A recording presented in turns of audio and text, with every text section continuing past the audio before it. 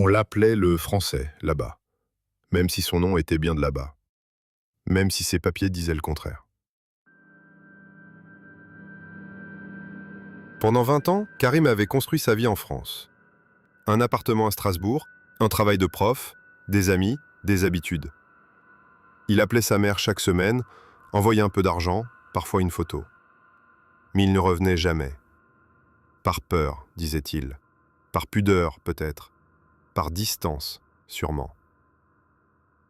Et puis un jour, sans raison particulière, il prit un billet, un vol direct, sans escale, pour rentrer. Le village n'avait pas changé. Les rues poussiéreuses, les orangers le long de la route, et cette lumière sèche sur les murs blancs. Son cœur battait. 20 ans d'absence, et là, enfin, le seuil de la maison familiale. Il frappa. Sa sœur ouvrit. Figea. « Qu'est-ce que tu veux ?» dit-elle d'une voix sans chaleur. « C'est moi, Karim !» Elle le fixa longuement, puis appela. « Maman, il est encore là! Il revient !» Une silhouette se leva à l'intérieur, tremblante. La mère, vieillie mais droite. Elle posa les yeux sur lui.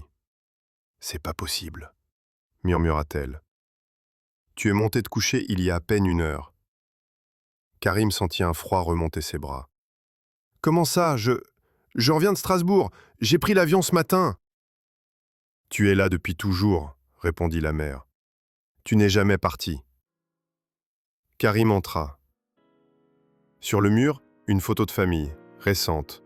Il s'y tenait. Même visage, mêmes yeux, mais pas les mêmes années.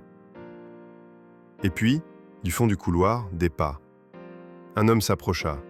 Il avait son allure, sa voix, ses traits. « Il faut que tu partes, » dit l'autre Karim, sans colère. « Tu n'as rien à faire ici. » Karim voulut crier, mais personne n'écoutait. Il recula, sortit, reprit le chemin inverse. À la douane, le contrôleur le regarda longuement. « Vous êtes sûr d'avoir quitté le pays, monsieur ? Votre passeport dit que vous ne l'avez jamais quitté. »